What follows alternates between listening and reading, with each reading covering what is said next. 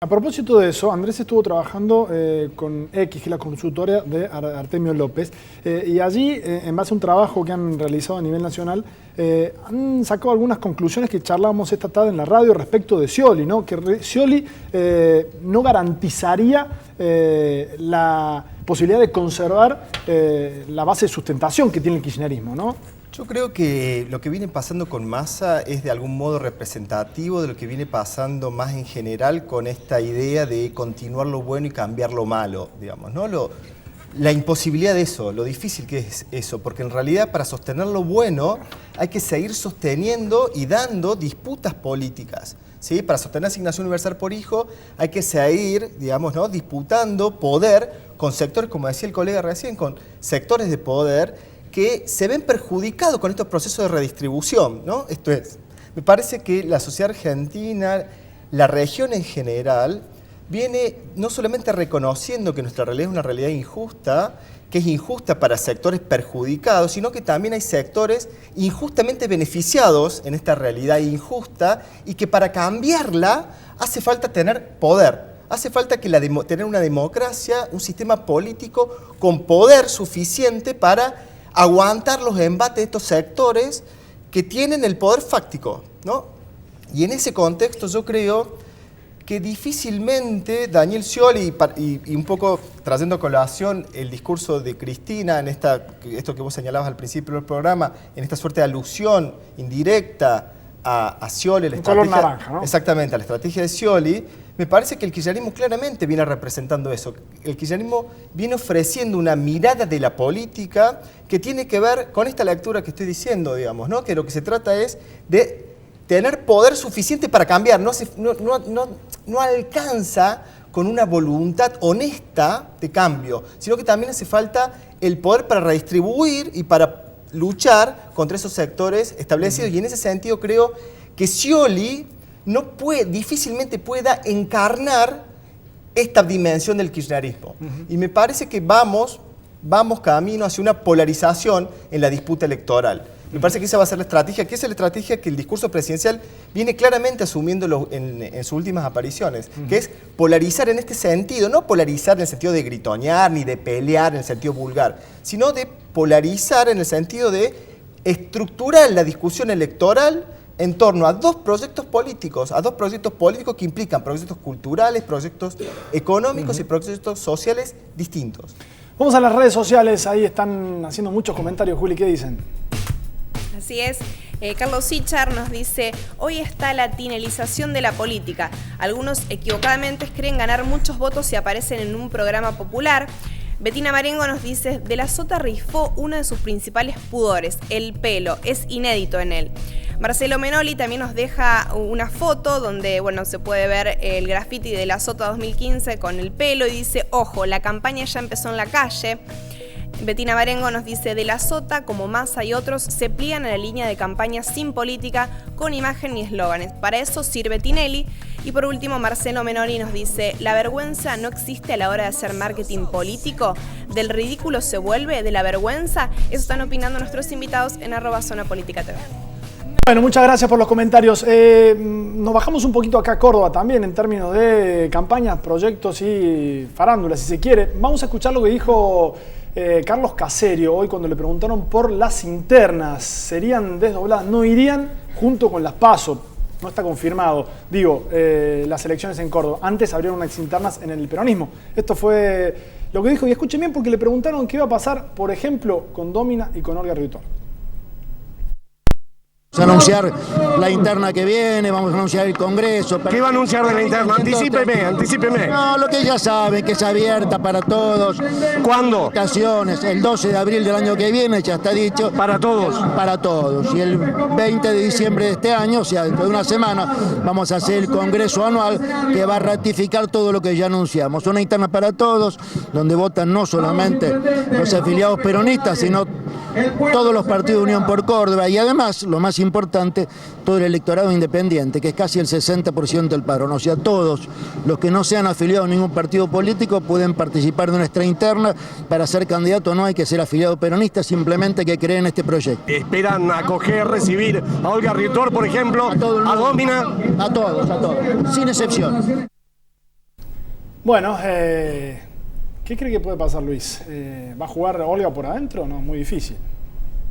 Y todo depende de cómo termine cerrando el peronismo hacia adentro, y Olga tiene muy en claro lo que quiere y las condiciones que ella va a imponer hacia adentro del peronismo. Me parece que es parte de una negociación que se tienen que dar hacia adentro del peronismo, y sobre todo ver cómo se resuelve también la relación de ella con el gobernador, ¿no? Sí, fundamentalmente eso. En un rato vamos a estar charlando acá sobre la interna en Faunen con Jorge Font, del radicalismo. En Córdoba está pasando algo de alguna manera similar. Hay una acumulación de dirigentes políticos, de fuerzas políticas que quieren, lo han expresado incluso en un comunicado de la Unión Cívica Radical, acabar con Unión por Córdoba, acabar con el del azotismo. ¿Esa confluencia de fuerzas suma por igual?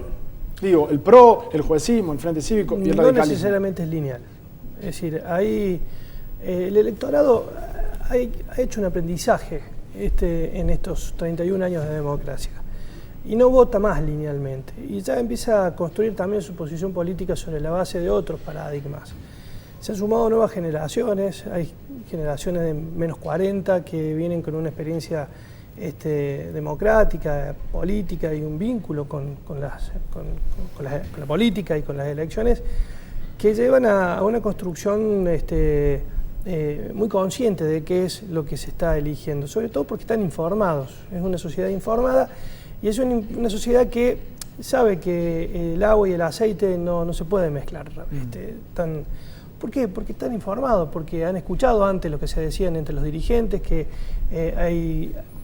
puede haber reconciliaciones públicas, digo en general, puede haber reconciliaciones públicas, pero que la sociedad puede descreer de esas reconciliaciones porque tiene historia, tiene elementos para descreer de esas cosas. Entonces, me parece que subestimar el posicionamiento de la opinión pública, de la sociedad, frente a estos acuerdos para destituir al peronismo, para sacar al peronismo me parece que ese no es el camino. Es decir, la construcción de una alianza, como está pasando a nivel nacional, anti-K, anti-PJ, más allá de las ideologías, no es el camino. ¿Por qué? Porque la sociedad sabe que eso no funciona, porque ya no funciona en la Argentina.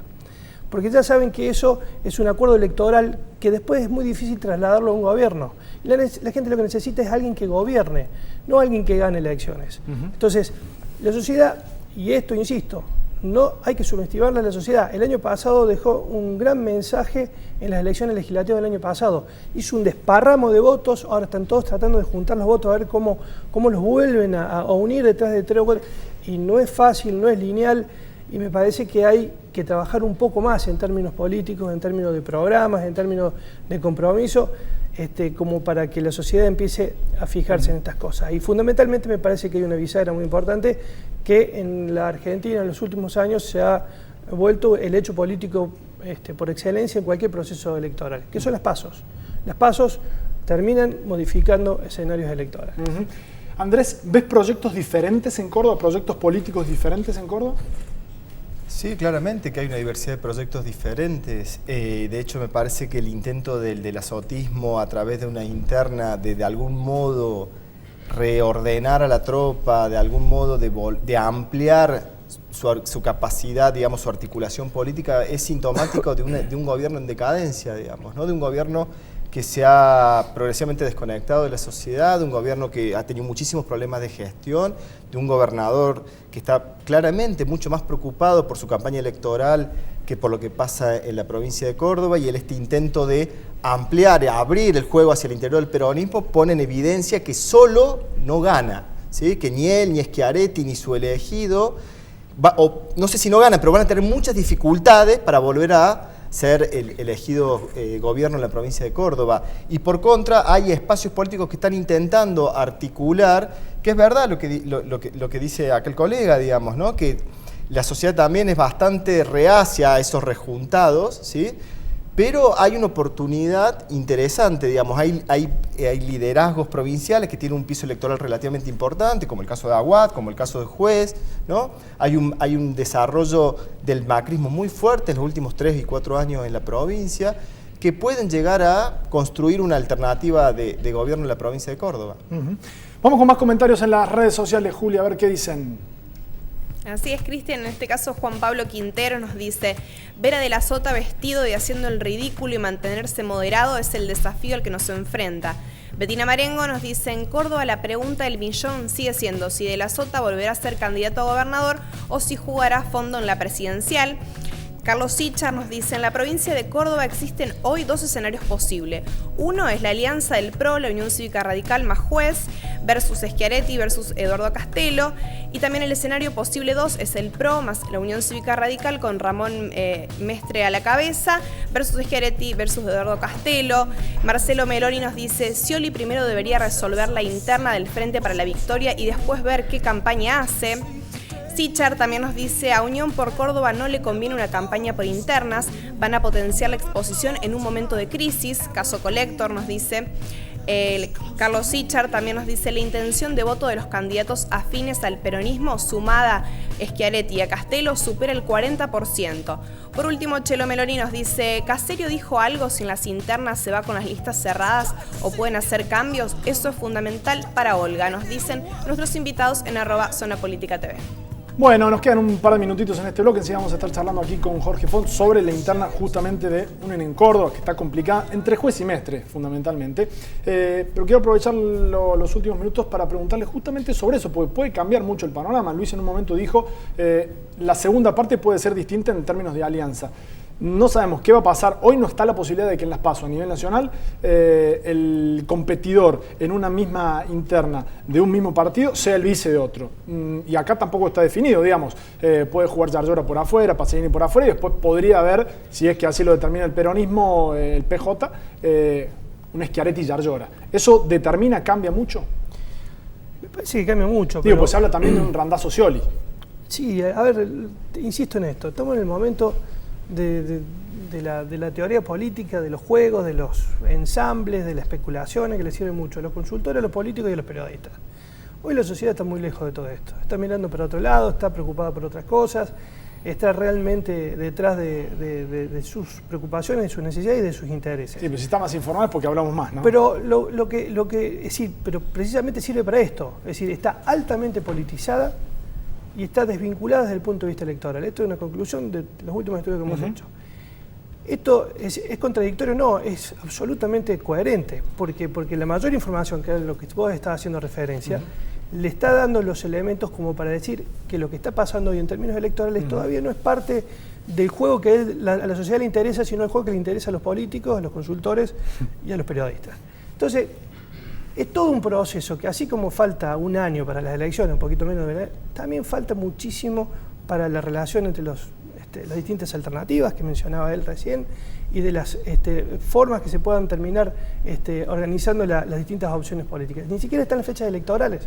Imagínate que todavía está abierto el cronograma electoral. Lo único que sabemos es que tenemos el 12 de abril elecciones internas del peronismo de Córdoba y que el 9 de agosto tenemos pasos en el país. Después de ahí en más, las articulaciones empezamos a ver que el 14 de junio hay elecciones en Santa Fe, que el 5 de julio va a haber elecciones en Capital Federal. Sí. Bueno, se empieza a armar un cronograma electoral sobre la base de información cierta. Creo que recién a partir de ahí pueden empezar a aparecer los primeros atismos reales, pero no va a pasar nada hasta febrero del año que viene.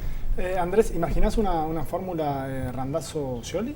No, la verdad que no me lo imagino. Creo que es parte de esta operación de intentar situar a Scioli como el único candidato posible. Concuerdo con el colega, nadie puede saber lo que va a pasar en el futuro, pero sí conocemos nuestra propia historia, podemos intentar pensar nuestra propia historia e intentar pensar nuestro presente. Y desde ese punto de vista, creo que en la política argentina de los últimos años, en la sociedad argentina se ha venido estructurando una relativamente importante mayoría, ¿sí?, que ha apoyado electoralmente un gobierno. Hay un porcentaje muy importante que sigue valorando muy positivamente la imagen de la presidenta y hay amplísima mayoría que supera el 80% de niveles de aceptación de las principales políticas públicas del gobierno nacional. Y en ese contexto, a mí me parece que ese contexto nos permite pensar cuál va a ser la forma o cuáles pueden ser las posibles formas que va a tomar la disputa electoral en el futuro inmediato. Muchas gracias a los dos. No, gracias a vos. Muchas gracias, Felicidades. Luis, Andrés, gracias a los dos también.